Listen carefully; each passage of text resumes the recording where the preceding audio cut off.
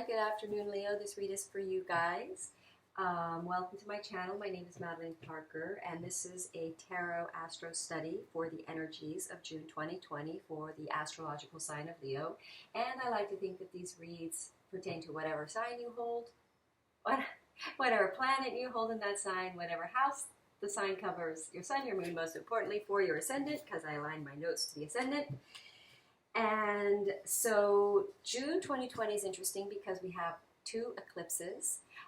We have one at the beginning of the month in the sign of Sagittarius at 15 degrees. So for Leo, that is going to be in your fifth house. We'll talk about that in a little bit. And then the full moon, the solar eclipse on the 21st is going to be in your 12th house. So let's just talk a little more about that. So I see 144. It's 144 right now. I keep seeing these numbers a lot. Okay. So the beginning of the month, the sun is in your 11th house in the sign of Gemini. So it's possible that you're quite active communicating online or in your social media or with friends. You've got Mercury in your 12th house. Possibly you're discussing belief systems. Possibly because we have Mars in your 8th house in the sign of Pisces, which is very spiritual, which is very 12th house. It's very possible that there are some fears being triggered that are shifting your belief system. And then we've got Venus in your 11th house in RX. Possibly friends, if you're single, maybe a relationship from the past comes back. That's through your friends group or through social media. And if you're in a relationship, possibly you enjoy your friends with maybe friends from the past coming back that you really enjoy as a couple, or other.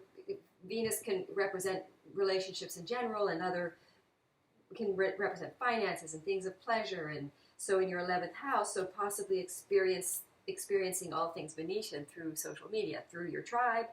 RX in reverse for the month of June. Don't forget Mercury goes in retrograde at the end of the month. I forgot to mention. So most of the month of June, you've got Venus in retrograde in your 11th house up until the end of June. Then it goes shadow, June 21st, I think. But so I would say friendships from the past that are either romantic or pleasurable or fun or having good times, and possibly financially expansive as well.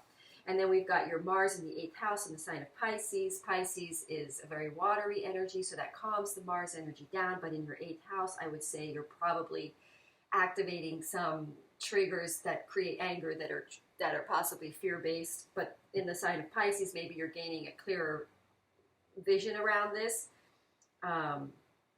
So at the same time, you're also gaining sort of a spiritual understanding about it that's going to shift in a way your belief systems, because we have the South Node in the sign of Sagittarius for all signs. And for you guys, see the North Node in the sign of Gemini for you guys is in the 11th house. So the South Node is going to be in the 5th.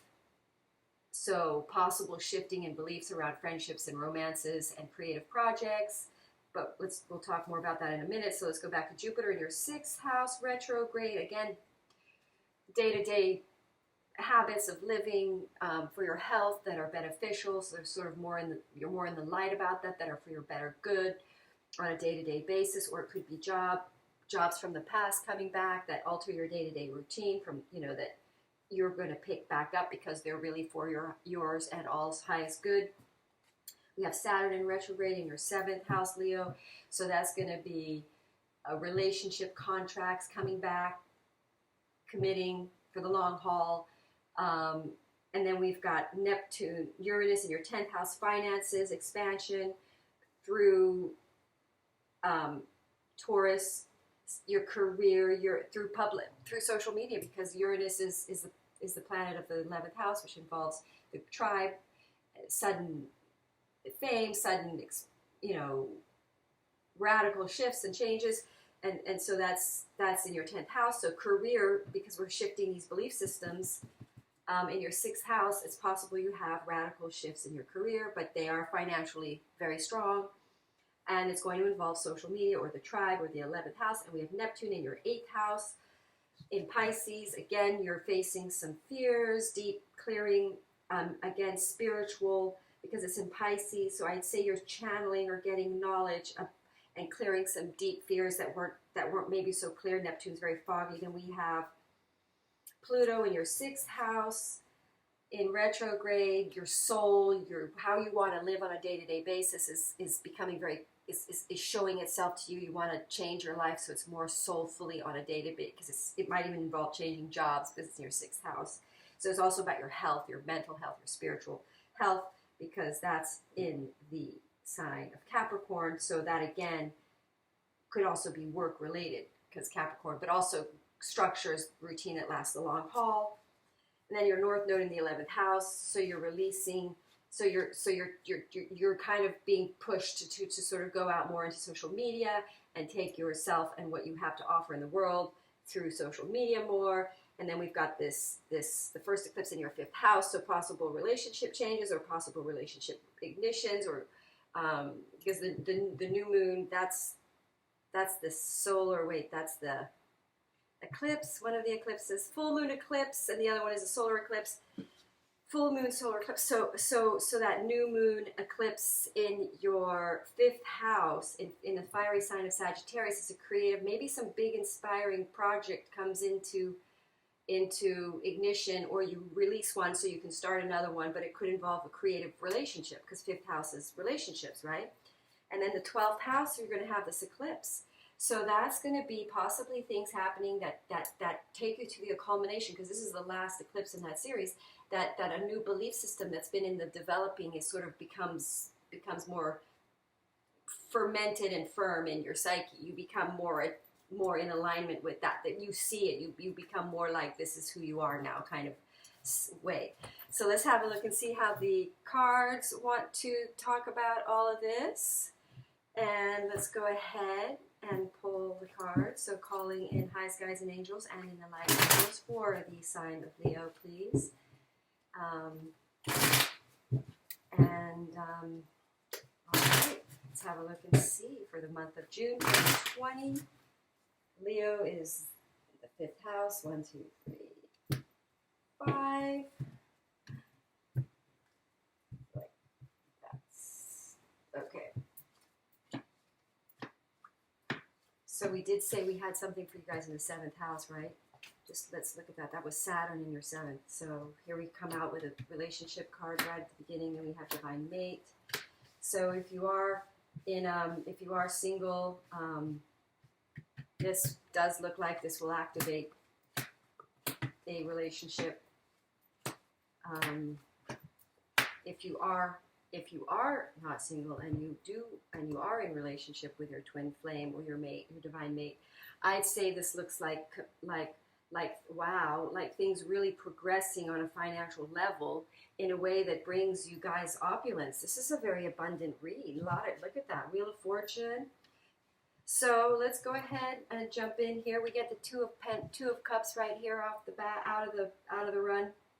We get the King of Cups. We get, look at this. So this is very in alignment. So even if this is a divine mate, sometimes when I do reads, often this can mean a project involving your divine mate. It can mean something you love that's really from your heart. Leo is such about the heart, so you could really be genuinely efforting from the heart now, really in alignment here with relationships that are supportive, project supportive, that are in your desire, that are your highest desire relationships. You're very in alignment with your heart space. This is crazy.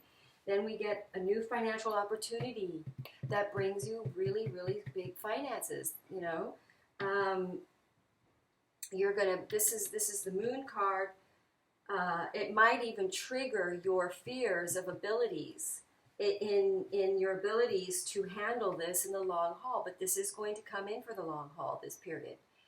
When we have Saturn in the mix, it's igniting a new 30-year or 29-year cycle. So we are talking about committing to projects that are for the long haul. But look where this this is home related, finances from home, involving your mate, and bringing tremendous financial expansion here.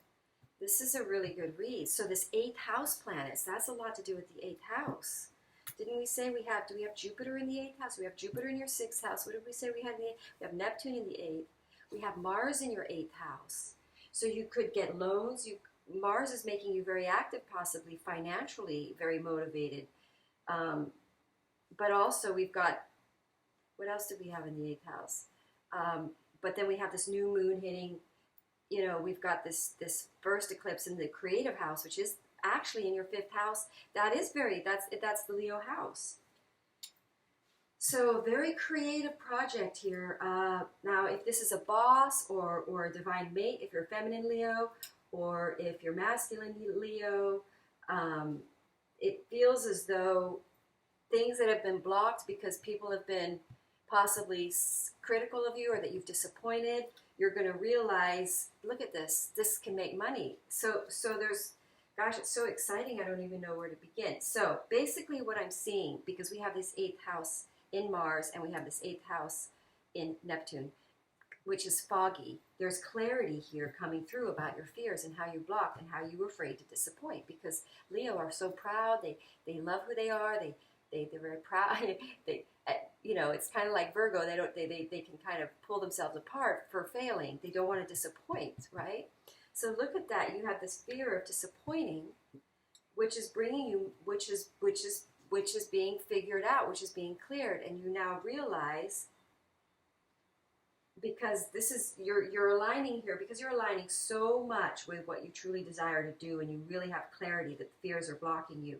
You're seeing a very abundant future for yourself here, because you figured out that you were just blocking from. This is what divine wants you to know. So you had thoughts of self that you would disappoint. This is a disappointment that you would disappoint, and that you couldn't rely on yourself. But also because the 8th house often represents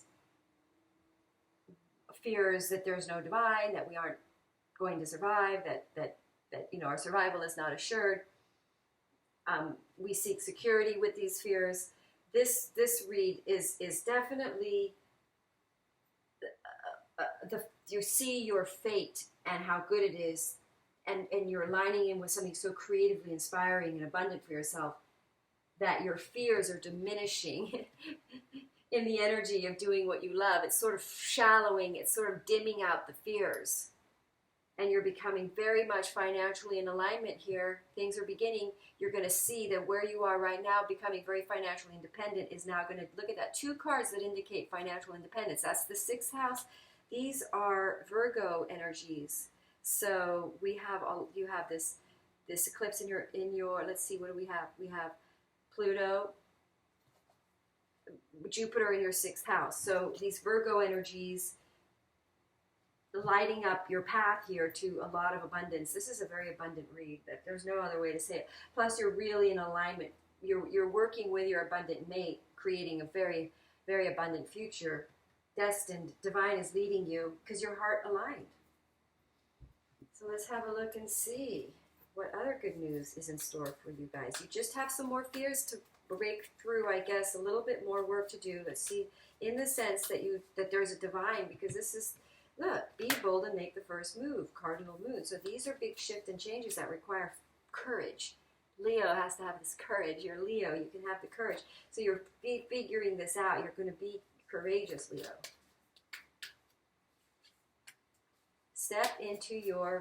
Step out of your comfort zone, right? So you're just a little bit afraid that you're going to disappoint, you're afraid of not being able to rely on yourself. These are 6th house issues, right? As well. That you aren't reliable for you. End of a rough cycle, meditate and contemplate. So you want to calm any anxieties down. There's some issues of fears coming in, being triggered by the fact that there's this very strong, financially abundant destiny that you're lining up with. It's causing you to be afraid of your ability. Can you figure this out? Can you hold this forward for the long run? But you realize this is so motivated by what you love that it can, because you love it. It's going to bring you financial independence. You won't disappoint. You just think you will. It's a little bit of a blocking energy that you have to work through. Stay in alignment with your energies. There's that 11th house involving work. That's the star card, involving work, cooperation with other people. Bring other people in to help you so you don't do it all yourself, because this is really taking off. This is got to be some sort of thing with the South Node, North Node. What did we say your North Node is in? Your 11th house. There you go, 11. Social media through the internet, through your tribe. This is the sign of Aquarius. 1111. Social media, expand through technology. Small businesses. Okay? Start maybe a small business or a project with other people, collaboration, but you have a financial destiny here that is just like ready to just burn your life for, or just like generate a lot of energy and wealth into the world. All right, thank you. Namaste. I hope you enjoyed the read. Bye.